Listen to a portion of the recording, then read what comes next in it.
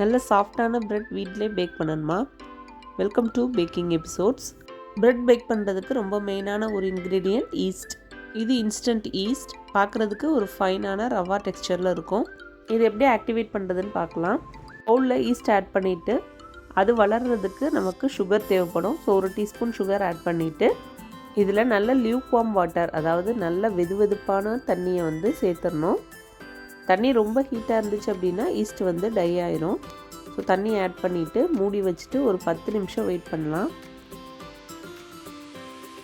10 மினிட்ஸ்க்கு அப்புறம் பாருங்கள், நல்லா ஈஸ்ட் ஆக்டிவேட் ஆகி நம்மளுக்கு அந்த மிக்சர் நல்லா ஃப்ராதியாக இருக்குது.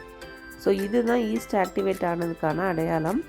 இந்த மாதிரி ஃப்ராதி அண்ட் ஃபோமியாக இருக்கிற ஈஸ்ட்டை சேர்த்தா மட்டும்தான் நமக்கு ப்ரெட்டு நல்லா சாஃப்டாக கிடைக்கும்.